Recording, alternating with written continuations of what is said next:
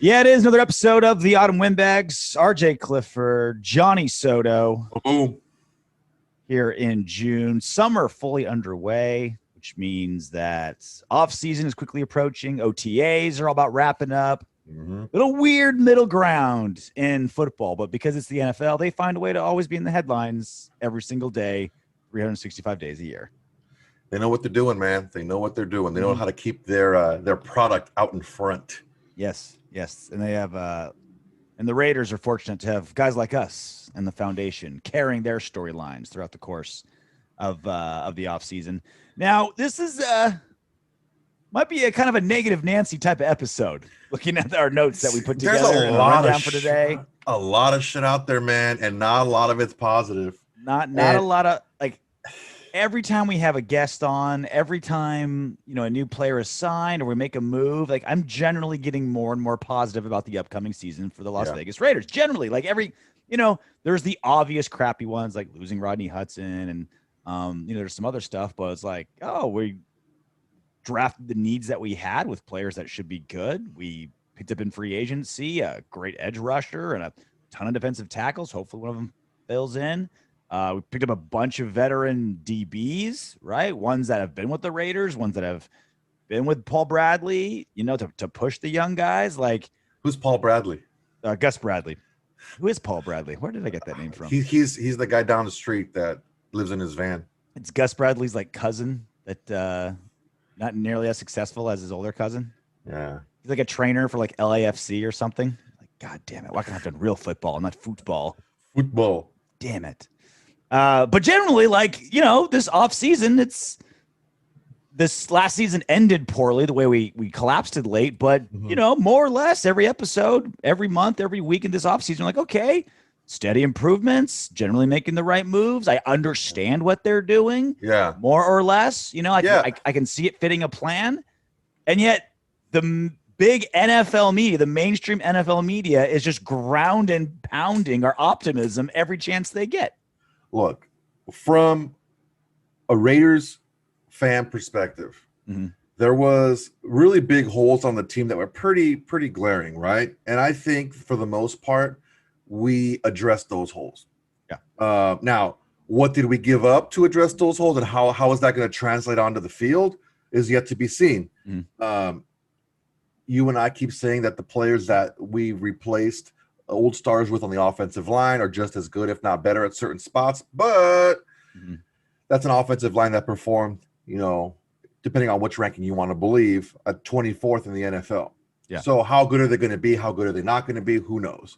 But the holes as far as leadership on the defense, as far as defensive coordinator, edge rusher, pressure defensive tackles that can get defensive pressure in the pass rush, also fixing or getting pieces for the secondary. These are all big needs, and also veteran wide receiver. These are all big needs that we had, and we addressed every one of them. Now, are they going to be the right moves? Are they going to mesh together? That's yet to be seen, but it's not for lack of trying. It's like you said, it's not for lack of a game plan or execution really going forward. We did address those areas, but the thing is we talked about this last week.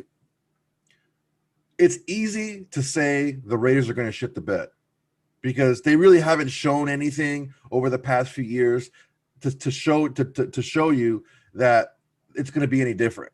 Recent history would confirm your most negative opinions. And it's like, okay, if you're right, you can always say that you were right, and if you're wrong, you just don't even talk about it. If the Raiders, they're a surprising team, wow, this and that, and then you can talk about why they're being surprising. You don't have to talk about why you were wrong.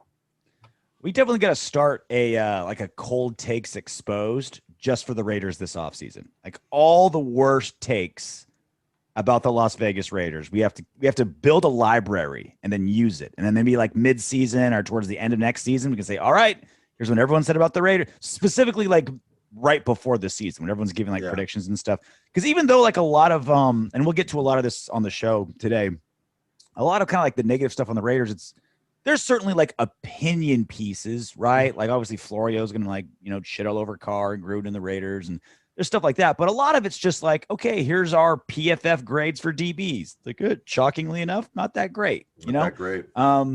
Our friend Marcus Mosher, who's been on the show. All right, there's how bad are we at drafting? Well, of the 25 players drafted between 2016 and 2018, there's one guy who's projected to be a starter. Like, yeah, and here's why that's not important. Marcus like shitting on the Raiders with a bad opinion. That's just like, here's some numbers. You guys tell me. And we'll get into that a little bit later. But the reason why that's important is that's the core group of your team is those 4 to 5 year veteran guys who have been in the system for a while, especially when you have the same head coach.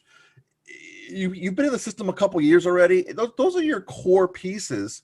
And if when you have those 5 to 3 year vets that just aren't on your team anymore, that's tough, man. That puts a lot of pressure, not just the young guys to perform at a higher level when they come in, when they're maybe not knowing how to adapt their game to the pro game, but you're also having to fill a lot of pieces with free agency, which are going to be those studs and duds. So you're going to overpay for some guys to bring them in, or you're going to try to find these guys who are going to be diamonds in the rough. And those are, that's an even bigger crapshoot than anything else. So let's start with the one positive article that you were able to scrounge out this week. It was hard, man. You had to get into the dark web to find a positive article about the silver and black this week, but props to you. You did it.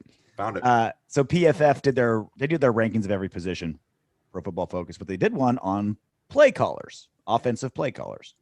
And the way they do that is they use PFF grades and play-by-play data, and then they handicap how a team should have performed on each play using expected points added. So basically they do the math on the PFF grades of all those players on the offense, the PFF grades of the players on the defense, and then how well did that play turn out for the offense? And that they do that math and they adjust it accordingly. So basically what they're saying is if your offense has worse personnel than the defense, but you're still scoring, we're going to give that credit to the play caller, which I think it's fair, right? It's football is football is so different than baseball. Like baseball is just like pure raw numbers. Singles, outs, strikes, raw numbers tell 100% of the game, right?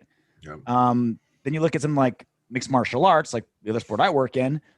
It is so hard to have data that truly shows anything that's going on in the sport because it's just anarchy. It's just punches and kicks. Like it's so hard. I love the data, but it's just hard to use. Football's somewhere in the middle where it's like hard data tells us something, but rarely tells the whole story. So this is one of their ways they're using hard data to try to tell a story.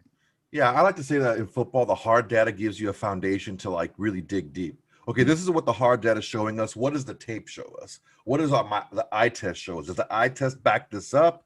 Or is that data maybe a little bit flawed? Or is there more going into it than just the data itself? But yeah, I get what you're saying. So here's their top 4. RJ, why are you using top 4? Well, because that's when we care. Number 1, Matt LaFleur, Packers. Number 2, Brian DeBull, Bills. Number 3, Andy Reid, Chiefs. Number 4, Jon Gruden, the Las Vegas Raiders. And so their explanation, their like caption next to that one is, this one's tough to explain since Gruden is very much part of the grocery shopping for a team that has brought home rotten vegetables and expired canned goods in both the draft and free agency. Fucking Marcus, that's so good. Pretty funny. But it's fair to say, like, all right, if you I think this is like halfway through to telling like what the explanation is going to be is. But be that as it may, Gruden is still a pretty good chef with these ingredients, as evidenced by the fact that the Raiders ranked 10th in the NFL in yards per play offensively, despite having the league's 17th ranked pass blocking unit, 26th ranked run blocking unit, 18th ranked running game by PFF grades. Derek Carr has performed really well the past 2 years, and the Raiders are 15-17, despite fielding one of the league's worst defenses during that stretch. So I think that genuinely summarizes Jon Gruden as a play caller perfectly. Yeah. Terrible at assessing talent, really smart offensive coordinator. Like think of what he's dealing with. Like, Antonio Brown 3 seasons ago, the entire offense was built around Antonio Brown. He imploded. So what do? We went heavy. Two tight end sets, 3 tight end sets, feed the ball to Josh Jacobs. The next season, Terrell Williams was supposed to be our number 1 receiver. Didn't play it down. Like, all right, we'll be a run heavy team. We'll just use our big dudes. We'll use our Josh Jacobs and we'll run. Oh yeah, the whole line fell apart with injuries. Still played okay, but they played 3 plays total as a unit, with the most expensive lineman in football, Trent Brown, going down, Richie Incognito only playing 2 games, Gabe Jackson having to do the do-si-do of every single position, and yet we still had the top 10 offense. I think it's fair to say that, yeah, like you can give that credit to a lot of places. Darren Waller just continues to blow everyone's minds. Derek Carr's found his stroke under Jon Gruden's offense, but Jon Gruden's play calling and his ability to, we knock it for not being quite as dynamic, not quite as dynamic, a little too predictable. The red zone works. There's a lot of red zone issues with a lot of blame to go around. Yeah. But even with like no number one wide receiver, like Nelson Aguilar of all people becoming a stud, Josh Jacobs getting hurt every season, still a top 10 offense every single time with Jon Gruden. Yeah, I've said it before, even as predictable as he is in his sets and his formations and his situational calling, it still works. Mm-hmm. And it just goes to show very often in life, someone's strength can also become a weakness of theirs. Yeah. Very often in life. I think Jon Gruden's play calling is so good when he assesses talent. He finds pieces to fit roles within his offense as opposed to getting the best players available. Yeah. And putting them in the offense. Like you can tell he like drafts a player because he has like one play in mind, and he's like, "Oh, this is going to be great for this. Yeah, exactly. For this one play, I'm going to do. Let me draft this guy fourth round." You're like, 100% agree. 100% agree.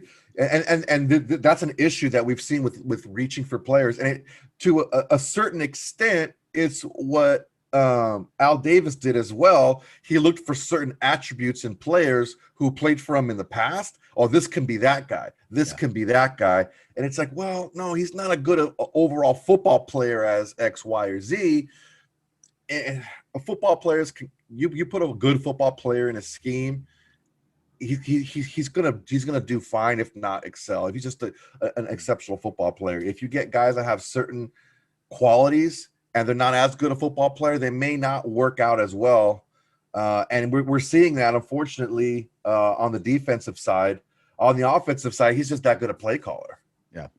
Even more shocked. I would expect you to be completely shocked that Gruden made number 4 on this list, Soto, because because of how much you hate Derek Carr. Because if you look at the top 3, Soto, look at the top 3. Look at the quarterback. It's how much easier is it to be a great play caller when you're Matt LaFleur and you have Aaron Rodgers, NFL MVP, Brian DeBall, and you have Josh Allen, who's going to be the future quarterback. That guy is so good. Andy Reid, Patrick Mahomes, who I think is the best quarterback in football. Like Aaron Rodgers rightfully got the MVP, but I think Patrick Mahomes is the best quarterback in football. And then Jon Gruden, Derek Carr.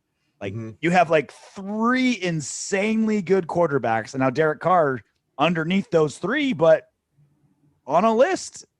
Like I think it's fair to say that LaFleur, DeBoll, and Reed, like their play calling looks even more brilliant because of the play of their quarterback. And I think you have to give some of that credit to Derek Carr as well. I think that for 1, 2, and 3 to be the case, there's an argument to make number 4 is the same way. Yeah, there's an argument to be made for that. And I think Derek Carr runs Jon Gruden's system excellent. I think he's excellent at running the system. He's a good soldier. He's a good soldier. X, Y, and Z. One of my big knocks on Carr, and I don't hate Derek Carr, and people were actually coming at me saying, "Oh, you hate Derek Carr and this and that."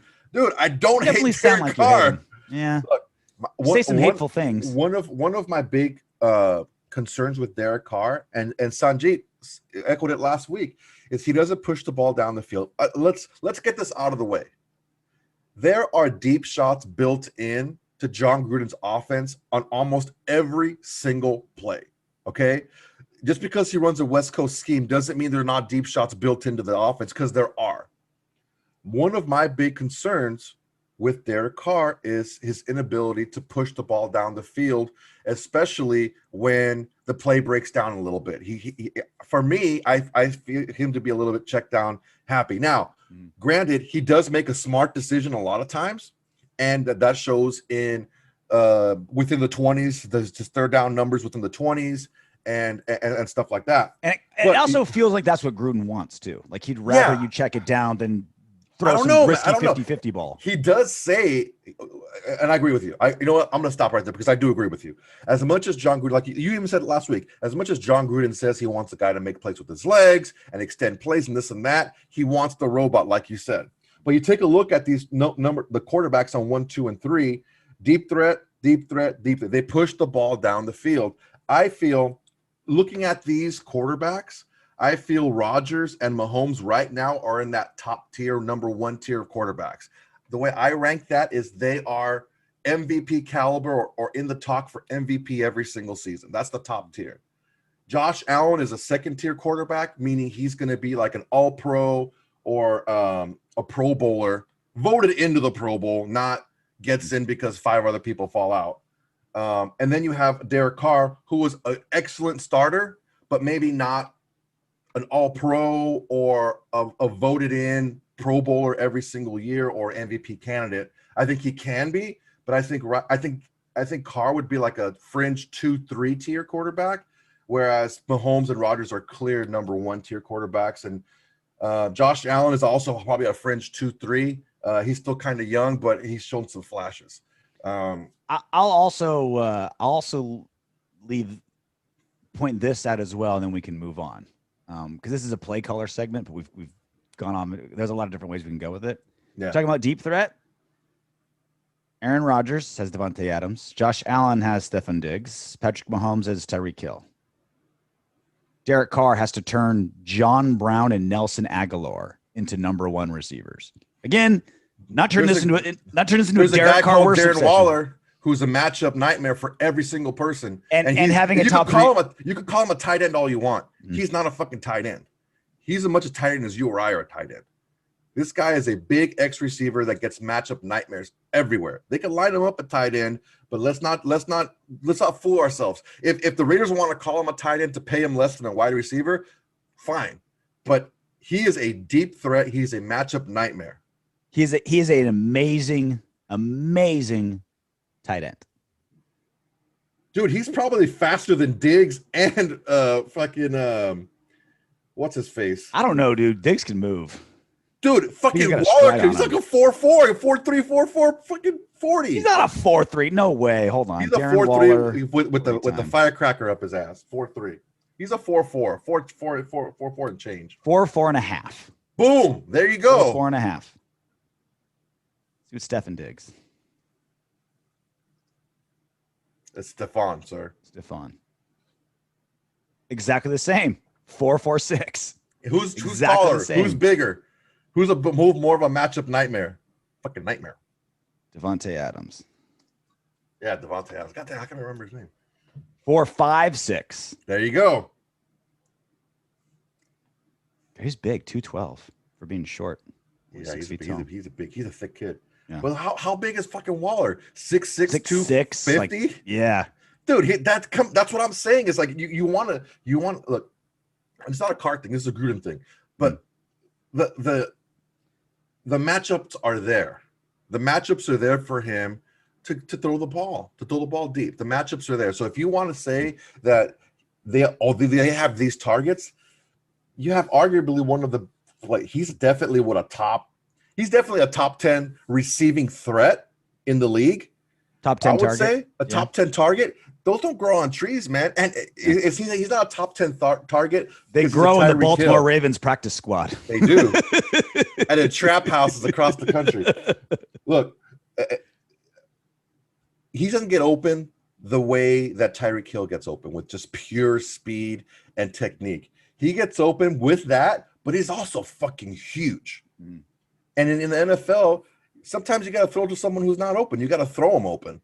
And you know what? If I'm going to throw a ball to any one of these 4 guys, I'm going to want to throw a ball to the genetic freak who has a bigger catch radius, you know? So, I mean, I see where you're going with that, but I mean, let's not sleep on Darren Waller as being a legit elite receiving threat. You will never have me sleep on Darren Waller as anything other than a legit. Maybe under. Maybe. Hey, that's what it takes to get those W's. Keep the man happy. I will send you down there to have Darren Waller do whatever you want just to keep him happy. So that's like the closest thing to good news that we have on this show. Yeah, so man. We're going to try to keep things as positive as possible. But our good friend Marcus Mosher pointed something out on Twitter. We've been talking about all right, we've been not great at drafting the last few seasons, right? We had a great draft class when we got Derek Carr and Khalil Mack and Gabe Jack. We had a really great draft class under Reggie McKenzie, like, 5 years ago, 7 years ago, whatever it was. And then it's just been dog shit ever since. So from Yeah, it's been pretty bad. 2016 to 2018, the Raiders have drafted 25 players, right? I read the names on this list to myself, and I literally laughed. Like, people say LOL, haha. No, I literally laughed out loud as I was reading these names. So by far the best player on this list is Colton Miller, the number 1 overall pick from 2018, who's now going to be our, franchise left tackle. Got paid well. Number 1 overall pick. So you would hope that you, with your first round pick, you would get a someone that can fill that position for the next 8 to 10 years, right? And they did, right? They got Colton Miller. After that, there isn't a single projected starter on our offense, defense, or special teams from this list. Not a single projected starter. How many of these dudes are still in the NFL? So starting in 2016, our number 1 pick was safety Carl Joseph, who we didn't give him an extension, right? We didn't sign him after his rookie deal. Left for a season, came back, and now we have him. Still not a projected starter. He's probably still not going to start for us. Yeah. Other than that, no one else on the team. Shaheed Ward, Shalik Calhoun, Connor Cook. Boy, that didn't work. DeAndre Washington was a decent player for us for a fifth rounder running back. I mean, he's a rotational player. Not really a starter. Yeah, but... I mean, 5th round running back. Yeah, didn't do much. Corey James, that didn't work out. So 2016, that didn't work out very well. 2017. Oh, let's take a look. Oh, yeah, it's 2016. This is 2017's an ugly one. Gary and Conley, that imploded fast. And then just look at the rest of this. And it gets worse from there. Worse. At least Conley went to another team and played. Yeah. Obi Meliwonfu. Another safety that we've drafted. How many safeties did we draft in these 3 drafts? Eddie Vanderdoes. Bruin. I had high hopes for him too. David Sharp, is he still on the team? I think he might still be on the team, no? Markel Lee at linebacker. He had a couple of flashes here and there, but nope. Shalom Luani. Who the fuck is that? And look, and we're drafting at need. Like, this is bad, dude. It's like just terrible players, but like you can't even say like, oh, they were just reaching for some guy. Like, no, like we like these are positions where you should be starting on the Raiders. Like, you don't have to. You can be very below average and start on the Raiders at these positions: corner, safety, defensive tackle. Number 1, number 2, 3rd round pick. None of those guys still on the team. They all. Yeah, it's not like these are like. Yeah, they had. Yeah, these aren't like lockdown positions. They had Eric Harris start over Obi Meliwonfu. Like, and I want to go 2018. All right, Colton Miller, great. PJ Hall, ugh. Brendan Parker, still on the team. If he starts, we're in trouble. Backup tackle. If he starts because of injury. Nick Nelson, bust. Johnny Townsend. Couldn't even get our punter right. Yeah, he's punting for what, the Ravens now or something like that? Yeah, something like that. So long story short, 25 players drafted over the course of 3 drafts. 1 starter, 1 guaranteed starter on the list in Colton Miller. 2 backups and maybe 1.5 guys that could beat out somebody at the end there. So this comes down to a really, really uncomfortable question, Soto. A very scary, uncomfortable question. I hope you feel like you're in your doctor's office because you're getting some really uncomfortable questions. One of 2 things is the issue. Either the Raiders are absolutely atrocious, fundamentally and foundationally, because this is just a 3-year window, but it's been that way for a while. They're either just absolutely fundamentally and foundationally terrible at assessing talent in the draft, or, and I think this is even worse,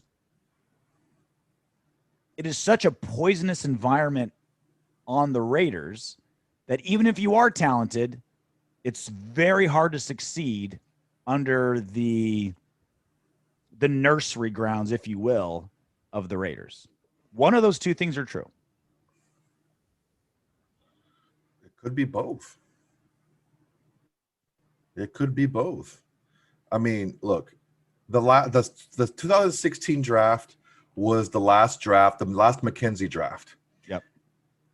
We killed McKenzie. He had, one good draft year, and the other ones were like, and again, head scratching picks, guys that couldn't make it, guys that didn't make it at other places either. Mm-hmm. Like no one wants to sign our free agents.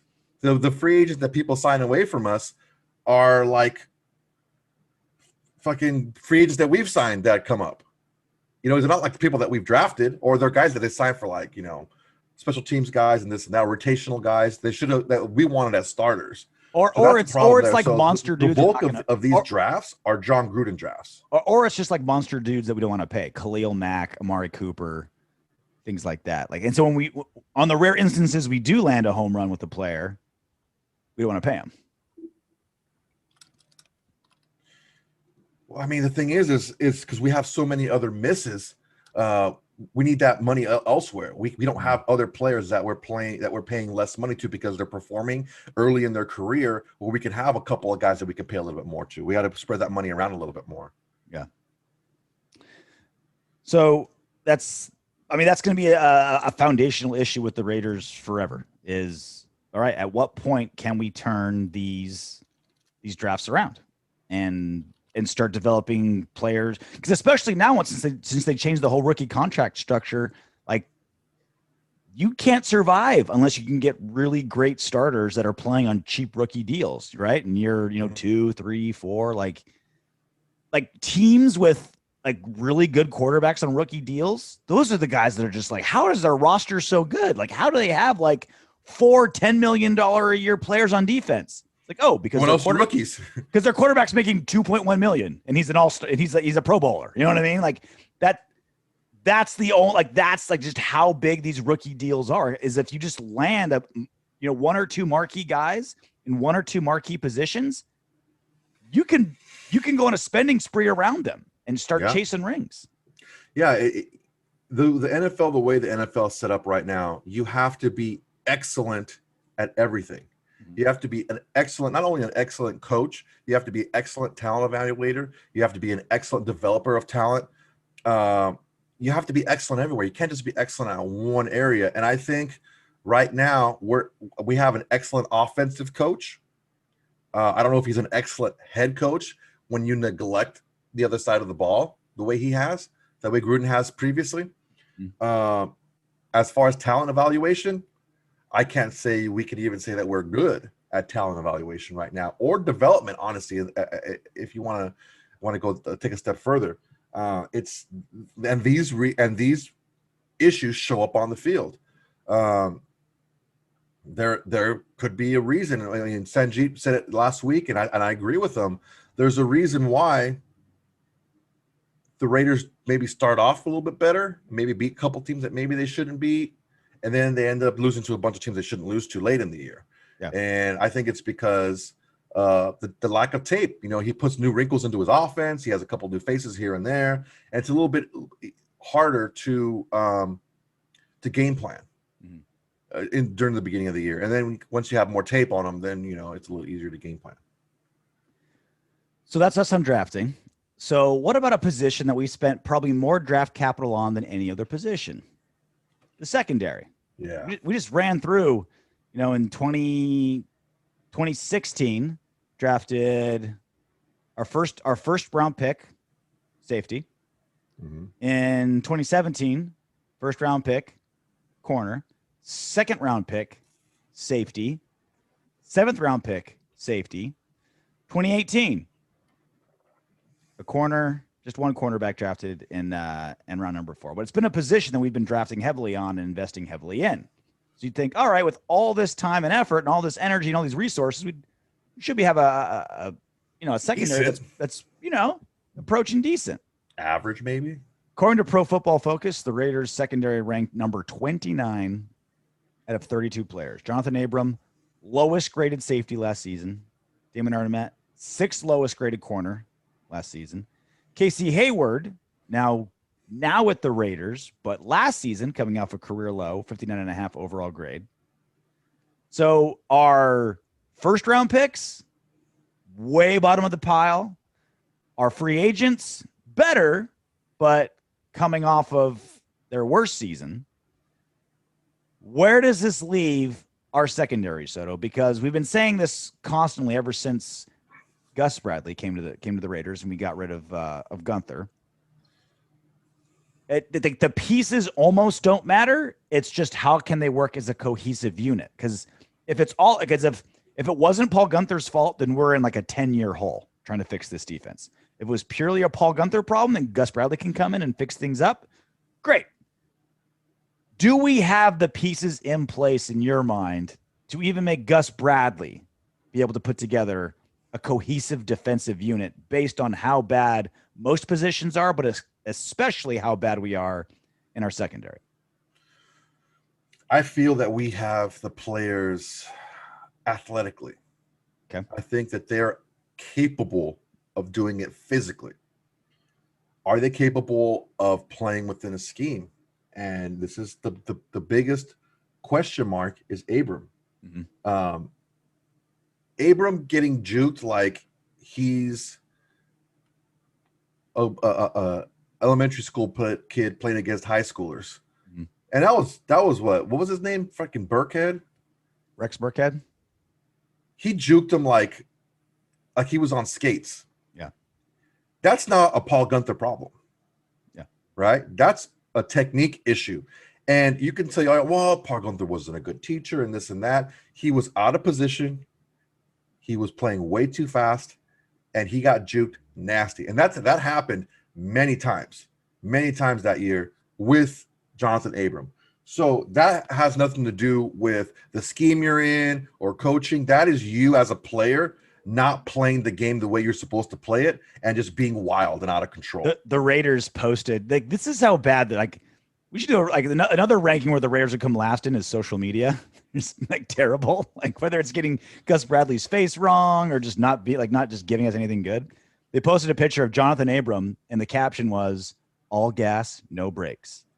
It's like, that's exactly the problem with Jonathan Abram. It's an issue. All gas, no brake. No race car driver like just leaves his foot on the gas pedal and never stops. Like there's no, like it's a great like gimmick, like it's like a great line. But of course, the Raiders' social media is so tone deaf that they're like, yeah, the biggest issue on one of the players who was one of the worst on the team last year, despite being a first round pick, is that he's all gas and no brakes. And you're tooting his horn like it's like he's Usain Bolt, and that's what you want. Yeah, so to answer your question, I think physically the players can perform that way. It's getting them mentally to buy into the system. Can Gus Bradley do it? I think he can. Will he do it? That's going to be up to each individual player on the team to say, look, this is my job. I need to do my job on the defense in order for this whole thing to work. Mm-hmm. If these players can't play as a team, as a unit, then they shouldn't be on the field, regardless of paycheck, regardless of draft position. At this point, we don't have the luxury to make that enter any of our decision making. Yeah, it's everyone has an equal footing right now. Who's going to perform the best? That's who's going to be on the field. And if you want to get on the field, you got to perform better when you do get on the field. So are we expecting too much from the Raiders secondary? I don't know. I was very hopeful for the secondary moving forward, but Abram, Arnett, and Hayward can be 3 of the 5 starting spots in the secondary next year. Mm-hmm. That can be our 3. The majority of our starting secondary can be either someone on the downswing of their career on a sharp downswing, or 2 guys that performed so poorly they wouldn't play for half the league. Also on the flip side, if we're in like our 4-3 base, our 4 starters could be Casey Hayward, Trayvon Moehrig, Trayvon Mullen, Carl Joseph. And that's respectable. It could very well be that. It could very well be that. There can be some swings here. Like the positive thing that we have is there's a lot of moving parts. Like the Raiders have, I think, what is it, like 15 DBs on the roster right now, ish, something like that. Close to, I think it's like 15. The cream rises.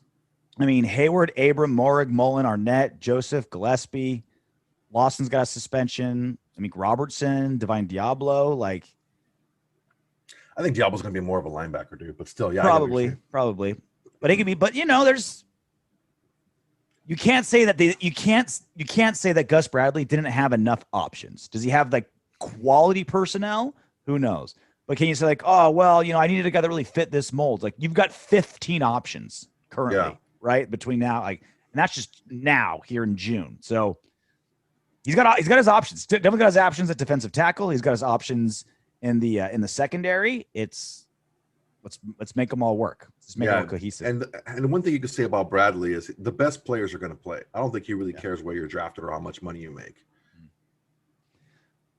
So you can imagine my surprise when, in my opinion, the best NFL writer at ESPN, Bill Barnwell, is really the only guy that like I really hang on his every word. Like everyone will put stuff, and it's a lot of hacks, not a lot of great like writers over there at ESPN for the NFL.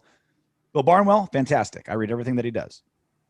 And what he's so good at is he's got his good grasp of history, good grasp of stats. He doesn't really he's kind of like me, where if there's like a big group think going on, his initial reaction is like, I want to know what the opposite of this opinion is, because he's like anti-group think every time. So it's like, oh, why does everyone think this? Here's evidence against it.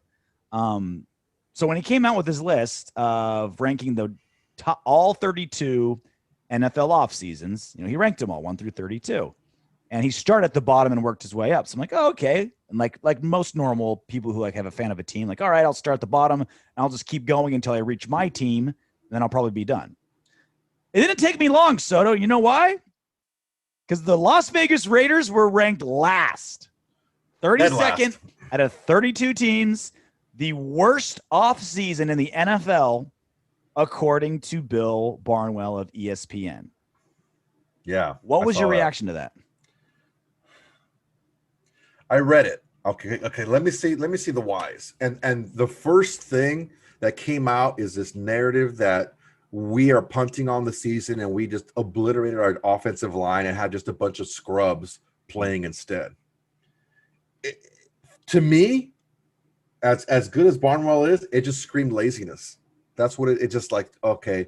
Yeah. Just like we talked about the last couple of weeks, it's this national media to really dive in to each roster, it's going to take a little bit of time to watch tape on all these guys and all this. It's going to take some time, and especially for all linemen, 32 teams, and especially linemen for a team. Like you're not how much time if you're a national writer you're going to spend looking at the guards for one team in the AFC West. Yeah, and for all 32 teams to be able to rank them, I think a lot of this stuff going on is a lot of the, like you said, a lot of the group think where everyone's thinking that the Raiders are just going to punt on the season and not really. Not field a offensive line unit that's going to be any good. That's basically what they're saying, is that it's not going to be any good. As poor as they played last year, they're going to be even worse this year. That's basically what they're saying.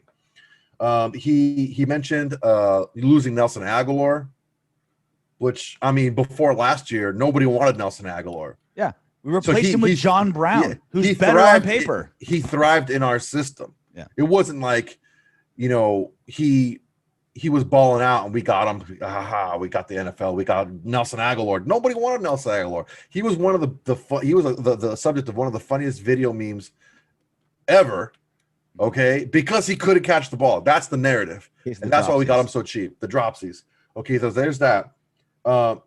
There's replacing pieces in our secondary with players that are seen as being on an extreme swing downward. And I can't necessarily disagree with that when you look at the numbers as far as Casey Hayward's grade last year. I think he's going to be more brought in to be more of a teacher and to help with the scheme to the younger guys. But I see where he's going with that. I don't see what I didn't read in this article about the Raiders was the difference that a Gus Bradley can make defensively over a Paul Guenther. That's what I didn't read in there. I read these pieces here, these pieces there. I think just the fact that we upgraded at defensive coordinator really bumps the other defensive moves up. And I don't see any of the offensive moves really making that big of a big of a detriment to us. Well, my first reaction is you've got 3 Pro Bowl quarterbacks that are complaining about they don't want to play on that team anymore, right? I mean, you've got Deshaun Watson and like how that, not just him, but that entire team is just going through tumult. You've got Aaron Rodgers, who's still not at training camp, not at OTAs, still kind of holding out. Like if you lose, you have the potential of losing the NFL MVP, and you still think the Raiders did worse this offseason. That's what shocked me. Is not just like, okay, we can nitpick the things the Raiders do wrong all day long. There's no massive implosion. There's no like mutiny going on in the locker room. There's no superstar complaining. Opposite. We have the best stars on our team when it comes to like being good teammates, like Darren Waller, Derek Carr, like all these dudes are just like Richie Incognito. Yeah, like these guys. I got your back, Max. I got your back. Yeah, they all got each other's backs. And you got these other teams that are imploding, and still we got worse than them. When he broke it down to what went right, he kind of did like a tongue-in-cheek kind of shitty joke. Yeah, it's like, come on. It was funny, but like for the third consecutive offseason, the Raiders finally fixed their defense. This time around, they didn't let the draft picks they've been counting on stand in the way. Clay Farrell, Jonathan Abram, Trayvon Mullen are among the players who aren't guaranteed starting jobs after the Raiders signed Yannick Ngakoue, Carl Joseph, Casey Hayward Jr. So he acknowledged that it was done right, but he was kind of shitting on past draft picks to prove that we did something right moving on, which is fair. But this is where he lost me. What went wrong? While contracts for Yannick Ngakoue and John Brown were relative bargains, timeout. They were amazing bargains. John Brown is an upgrade from Nelson Aguilar. Nelson Aguilar got $28 million from the Patriots. John Brown's getting maybe $3 or $4 million when all is said and done for a guy who's been a better player on paper. And then you get Yannick Ngakoue on a 2-year deal with, there's few guys that have been more consistent pass rush threats than Yannick Ngakoue for that cheap of money. Even when he was bouncing around team to team, he was still counted on. Like he was still consistently and professionally getting pressure and getting sacks. He had comparable numbers the last 3 years to Dupree, Lawrence, and Judon. So like comparable numbers. How about instead of just like one sentence and a comma, how about like a timeout and be like, those are 2 great moves. 2 very, very good moves for the Raiders. It doesn't fit his narrative.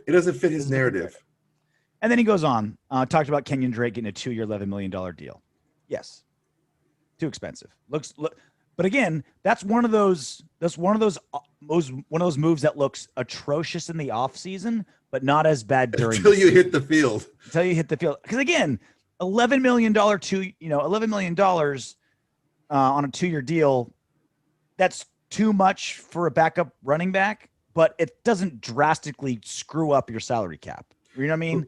When you have 2 running backs like that, when you have a 2 running back system, and you can call him a joker or this and that, whatever the fuck you want. When you have a 2 running back system, which the Raiders are going to run, regardless of who's going to be the lead back and who's going to get more snaps, you want them to complement each other, right?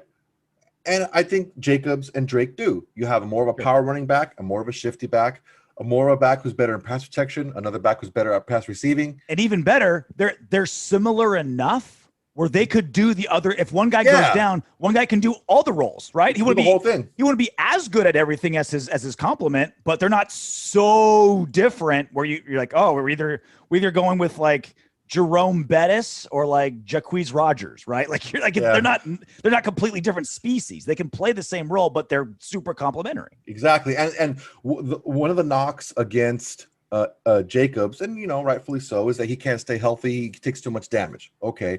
One of the knocks of Kenyon Drake is even when he was given a full-time job, he showed flashes, but he couldn't be as consistent. Maybe it's because he had a lot of touches. He was carrying more of the workload. Well, now you're not going to have that issue because you have each other kind of sharing some of that workload. It seems like a head-scratching pickup, but if you take a look at it from a neutral perspective, it doesn't seem like that bad. Again, it looked bad in the offseason when all you care about is salary cap numbers, yeah. And when that's all you care about, when the season rolls around, you're not like, oh man, we couldn't sign a tackle that we needed because we gave a running back $11 million on a 2-year deal. You know what I mean? Like that's It's not like signing like Trent Brown was a waste of money that hurt us in the long term with what we couldn't spend, right? Look, Kenyon Drake isn't that guy. Yeah, let's be very clear about this. If Trent Brown goes and balls out again with the Patriots, fine. You have to realize something here, everybody in the fucking media, if you're listening. He wasn't gonna be that for the Raiders. He didn't want to be there. He wasn't working as hard as he would with the Patriots. He wasn't. For whatever reason, he wasn't going to be that for us. So he wasn't worth it to You us. could physically look at him and see he didn't give a shit. He gained like 40 pounds, dude. He was big anyway. But that, if you want to tell me that dude was 350, fucking lying to me. Yeah. I'm almost 300 pounds and I'm just under 6 feet. He's way bigger than me. So that goes on to our next thing, the offensive line, which has been a giant dartboard for mainstream NFL media for when they want to talk about the Raiders. Las Vegas also dismantled one of the league's most impressive offensive lines. Really? Again, on paper, if they're all healthy, it's a really impressive line. But trading away Trent Brown, had to do it just because he played half the snaps and was the highest paid lineman in football. He had to go. Gabe Jackson, $9 million for a pretty good guard. It sucks, especially because he's homegrown. Had to do it. An average, slightly above average. And then Rodney Hudson, which of course hurt, but if they feel like they can get a player in Andre James who's 80% as good but costs a fourth as much, that's just basic math, and you got to do it. So look, that's still, to me, that's the biggest question mark of the offseason, was losing Rodney Hudson. That would be my number one thing. If I was Bill Barnwell and I want to knock the Raiders off and be like, one of the best centers in football, that made everyone else around him good, never got hurt, never complained, leader, and you got rid of him so you can sign Kenyon Drake, right? Or what, right? That would be my one knock, but still he just kind of, move through it slowly. But again, it all comes down to surface level. You look at the Raiders line last year to this year, and you're like, oh, they're giving up. 15 minutes of more research, and you'll realize you got a bunch of guys with a bunch of starting positions in there.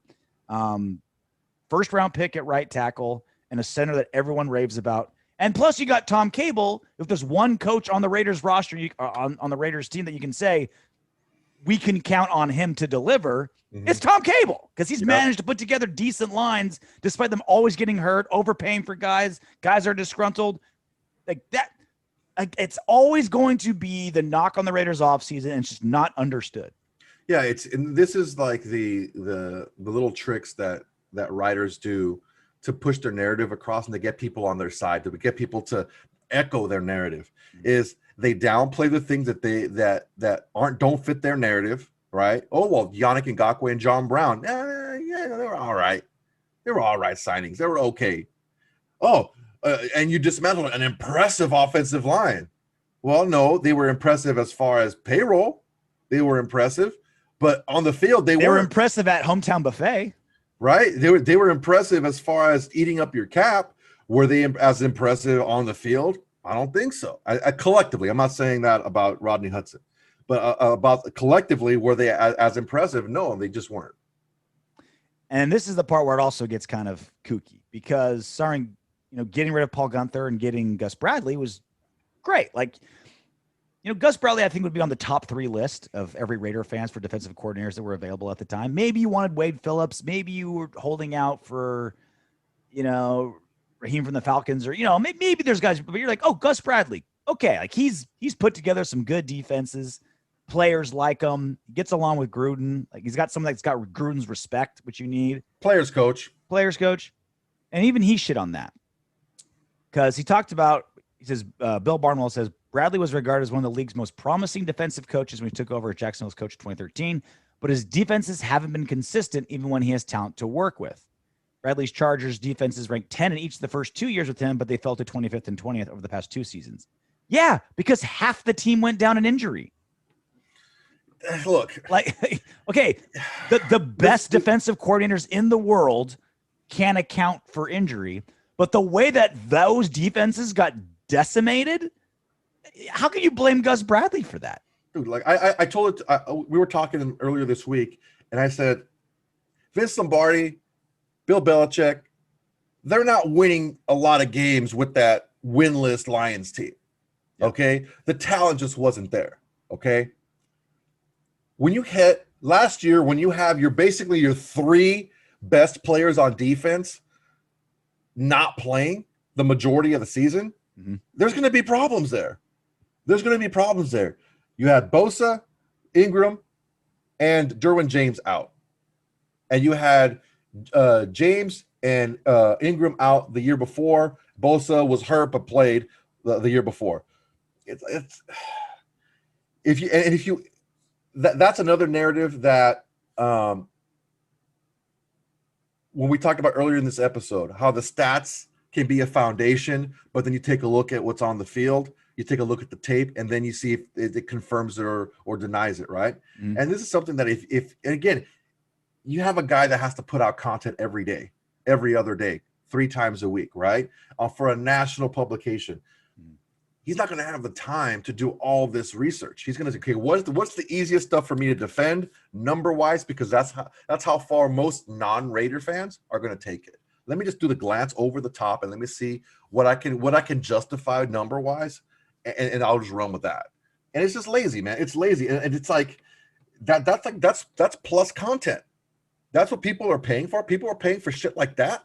Yeah. Like, come on, man. Bill Barnwell, fucking tighten your shit up, bro. Well, that's bullshit. Well, this is the part too, because it's a ranking, right? So you think like, okay, if the Raiders had the worst offseason in football, then every other team must have been like just fireworks and gumdrops, right? Like if that's the worst, right? An O-line that was moved around, made cheaper, but still be good.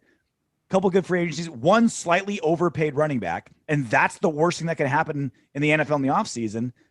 Then what does that say about like the Packers maybe not having Aaron Rodgers and Devontae Adams maybe wanting to leave? What does that say about like the Steelers losing everybody from a team that started out 9-0 and going to have to overpay a quarterback that how much does he have left? What does that say about the Texans that completely imploded, lost everybody, lost J.J. Watt, Deshaun Watson, like before the what strides did the Falcons make? They fucking traded away their best player, and then like off a 4-12 team. Yep. All right, man. Look, it's easy to hate on the Raiders, and that's fine. I'm used to it. You're used to it. Raider fans, we're all used to it. Whenever everyone starts talking about football, and they say, "Oh, well, who do you like?" "Oh, I'm a Raider fan." "Oh, the Raiders. Oh, man, come on!" And it's just they all jump on the same shit. So it's easy to hate us. Fine.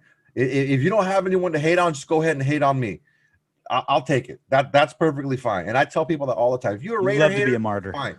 No, I don't give a shit because I don't give a shit what people think. You like people spitting in your mouth. That's what you like. Look, man, we're gonna get personal, bro. Hey, whatever you're into, dog, you can make someone very happy with that. Yeah, that was my big thing. Is like normally when you get like these rankings of any kind are fun to discuss, and especially when you and I disagree on something, we learn a lot. When I see something one way, you see something another way. But Bill Barnwell's a good writer, knows his football. I just don't see how you can look at all these 6 or 7 other teams who their off seasons completely imploded, and you're like, well, you kind of overpaid for a running back, so you had the worst off season. We're gonna completely forget the Raiders' issues last year. Filled. What was the Raiders' issues last year? Pass rush. We didn't get pressure on a quarterback. We got a pass rusher. We got one of the best pass rushers out there. Okay, situational pass rusher, but we're not. We got beggars can't be choosers here. We can do that. Like we need one so bad, and we've got other ends and tackles that are better against the run that we can do that. Okay, another one is our secondary, and I think we more than did our part to shore it up. Now, is it going to pan out? Who knows? But we got veterans, pieces in there, rookies, new coach, and guys that are pretty much that are seen as players that are going to do well. And I mean, I don't want to put a lot into OTAs because everyone's running around in freaking t-shirts and shorts. But you take a look at Merrick being able to pick up the system quickly, Gillespie being able to pick up the system quickly. That veteran leadership that Hayward brings, who's going to be able to kind of get everyone involved and get everyone on the same page in the secondary. That's what we needed. So that's another issue that was fixed right there. We signed our best performing linebacker from last year, And hopefully these linebackers that we had last year that were high paid are going to be able to fit into this system and play well. We got a ton of defensive tackles. And also, why were we able to do everything you just mentioned? How are we able to afford everything you just mentioned? Because we dismantled an underperforming overexpensive offensive line. That's why we were able to do all the things you just mentioned. I don't understand why people. You know what? I do understand. I'm not going to say that. I do understand why they do it, because it's easy and it's lazy. It's easy to look at the numbers and say, oh, well, these players are paid this much because they're that good. Okay. Did Trent Brown perform up to his contract? No. Not even close. Did Gabe Jackson play up to his contract? Negative. Nope. Rodney Hudson? Yes. No, I'm not gonna talk bad about Rodney Hudson. He's the fucking man. I wish him well. Whatever. But is the guy that we got to replace him, is he inept? Can he just not do the job? No, that's not the case. Yeah. And we're paying him for what we were paying Gabe Jackson last year. Mm-hmm. And then you throw in Leatherwood's contract. It's like, it's about the same. Watch this. Watch what happens this next season. Every single time Derek Carr gets pressure, every single time Derek Carr's jersey gets a little grass stained, even if he gives up, even if our pass protection's insanely good, right? Let's say we give up half a sack a game. Every single time he goes down, every commentator's gonna be like, see, this is what happens when you give up on your O-line. This is what happens when you don't pay for your O-line. Even if the O-line plays better than last season, that will be the narrative this season every single time Derek Carr is touched. Guaranteed, mark my words. I agree 100%, because it's easy, bro. It's easy. You don't have to look. I've never done, like, you've done play-by-play before. You've had to do a lot of research for yourself and for others. If people don't know this, RJ does a lot of research for fighters, for very famous people. I don't know if you want to say who, but for very famous people, he writes a lot of stuff for very famous people that you hear every single time on fighting. He's very good at it. I never had to do that. So I can understand from an outsider's perspective, if you want to, like, okay, what can we say about the Raiders? Boom, boom, boom, quick, easy. All right, this has been said before. Okay, whenever something bad happens, we just point to this because it's easy. Mm. I can spend my research time doing something else. I don't know. I have a breaking news here. Uh-oh. The Raiders signed quarterback Ren Wilson, Bleedy Ren Wilson, who played for Atlanta for the last 2 years. I don't know anything about him. Me either, but it just came up on my phone that we signed Bleedy Ren Wilson. He played 29 games. Blidi. Blidi. Oh, Ray, not Ren. Ray Wilson. WREH. See, Gruden picked him up just because of the sweet name. I agree. I think that's why he got Alex Leatherwood too. Just awesome names. Leatherwood. Yeah, Ian Rappaport reported it on Twitter. Well, that's weird. So is Nathan Peterman gone? You know they're keeping Mariota. I mean, if we could be so lucky, right? Since it was such a down and depressing autumn windbags this episode, let's see if maybe the what up windbags can turn things around. Hope so. Turn these frowns upside down. Thorn123 chimes in. I hear this thing about Derek Carr not being good against pressure a lot, but Next Gen Stats had him as the third best quarterback against pressure in 2019, and he was ranked 9th in 2020.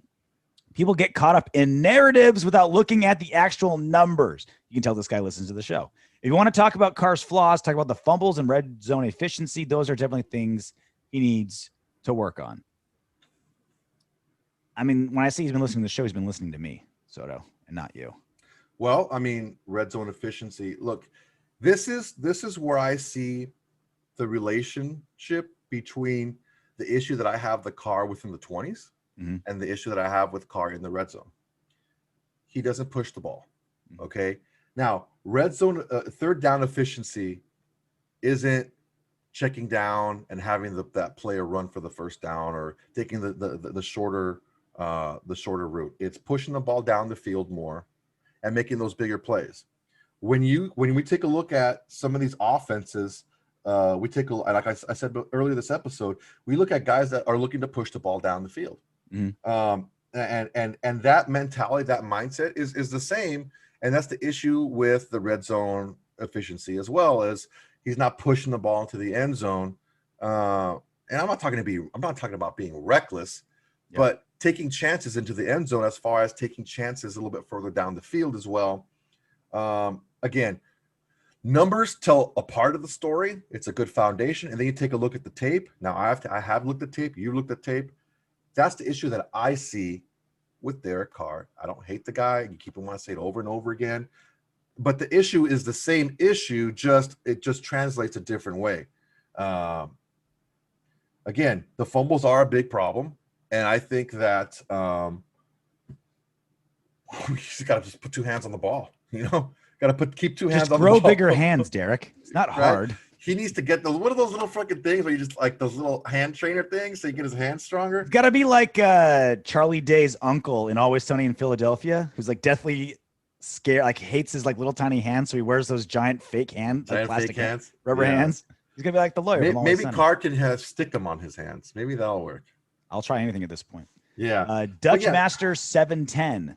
What terrifies me, in all caps, terrifies me to death and keeps me up at night is that there's no guarantee this defense is even top 20 this year. Of course, if we rank at number 23, that's a major improvement. What if we miss the playoffs this year again because of a shitty defense? Do we keep a quarterback for 9 years that has never seen the playoffs, even if it's not his fault? Keeping a quarterback for almost a decade is insane. So 2 points here that strike me. Okay. One, terrified to death that we won't be top 20. If we're top 20, we're popping champagne bottles if our defense is top 20 with how bad they've been recently. Like being terrified to death, that's like saying like, oh, I'm going to the club, but I'm so worried I'm not going to wrangle up a three-way with two Playboy playmates. Okay, wait a second. What he's actually saying is, I'm terrified that there's no guarantee this defense is even top 20. So he's saying top 20 as, okay, that'll be good. Okay. I get what he's trying to say here. Because he said even at 23, it's a major improvement. So I get what he's trying to say. There's no guarantee we're going to make a vast improvement past 28, 29 in the league. Most of the history and evidence says we won't. Like this is what we're saying. Like Gus Bradley, he's in a great position because this defense can only get better, but it's going to have to buck a lot of history to do that. Oh yeah, and look, I get what he's trying to say here, and I think that's the worry of every Raider fan out there is that look, we did all we can do. We've identified issues and we've addressed issues. It doesn't translate to the field. Damn, that's crazy. Now, if that does happen, what do we do at quarterback? That's an interesting question because for all accounts, and I agree with this, it's not Derek Carr's fault. The defense has nothing to do with Derek Carr. Okay. The issues that I see is when can you continue with the formula that just isn't working? How long do you want to take it? Even though things may not be the issue or the problem, is that philosophy working or not working? Like you said, a lot of these teams that are able to afford a lot of high-priced players at different positions normally don't spend that type of money at quarterback. We have one more year of Derek Carr past this year, okay? And if things don't improve, are you just going to go on a one-year plan with Derek Carr, a one more year? Let's try it again, wrap it up one more, run it through one more time? Or are you going to have to extend them past that last year because you don't have to make that's the path you want to take, right? I don't know because they're both scary.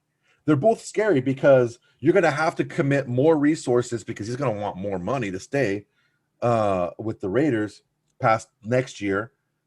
And you're going to have less resources for the rest of the team. Or are we relying on Jon Gruden's ability to evaluate a quarterback talent? Oh, I hope Derek Carr asked for more money than he did last time this next go around, because that means that he played the way that he did in 2016.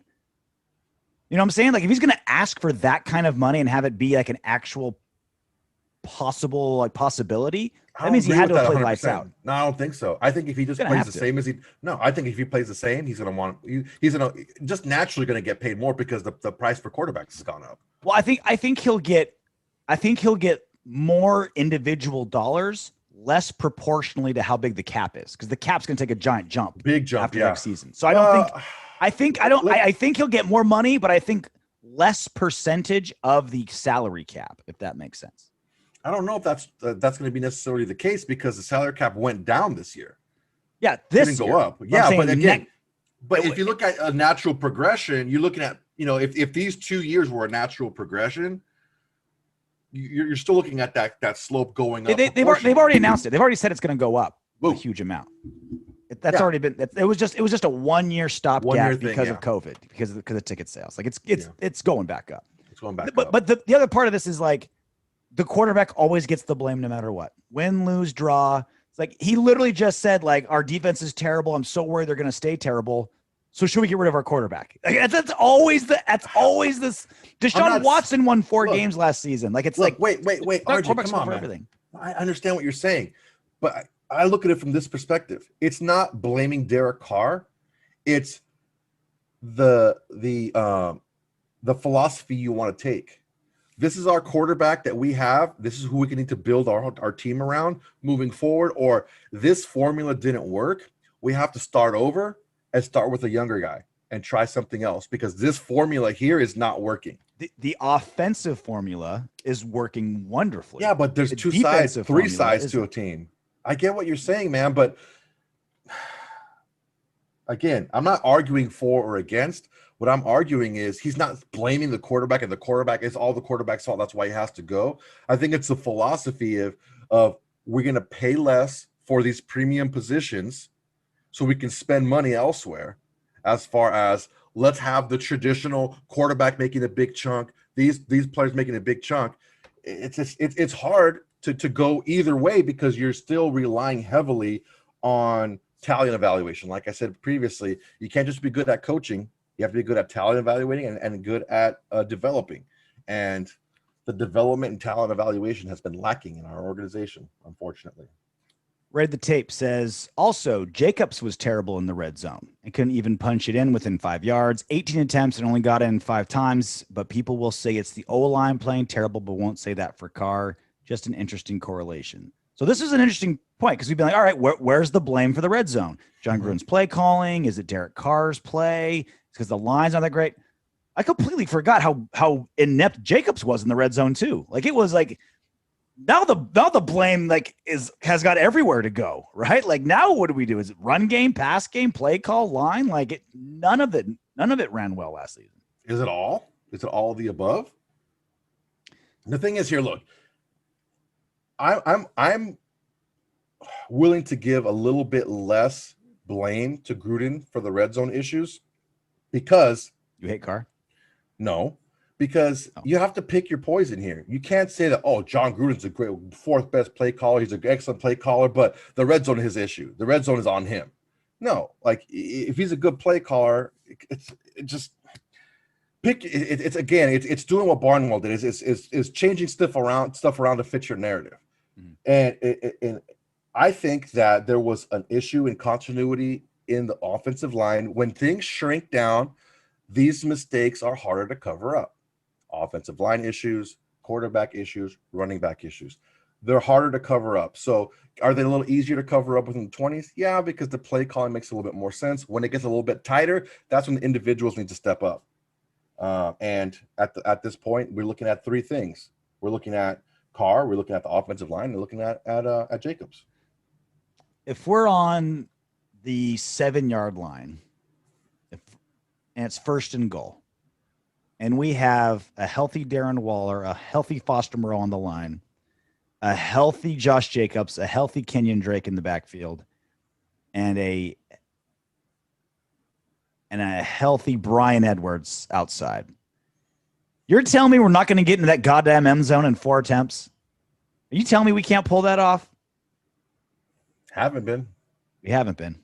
31 this season we will. 30 yards. That's probably my number one most confident prediction is that our red zone woes from last season are going to be gone next season. Not that we're going to be like the best red zone team in football, but it being an issue, I swear to God, it will be no longer an issue. We will be very much above average in the red zone next season. Well, you're missing Renfro, who's an excellent route runner. Shout out to Rory. Shout out to Rory, little bitch ass. Excellent route runner. who can beat people off the line with his quickness and with his precise route running. And that's leaving Alec Ingold on the sideline, who could be fantastic as a lead blocker. Like, and then there's other options too, right? Like, we just have such a great goal line crew with options. Yeah, I'm very confident red zone issues are gone next season. Let's hope. Until then, knock on wood if you're with me. Hey, Windbags, if you want Darren Waller to catch 20 touchdown passes this season, don't be afraid to click those subscribe, like, share, and comment buttons. Plus, your comment could be featured in the next What Up, Windbags?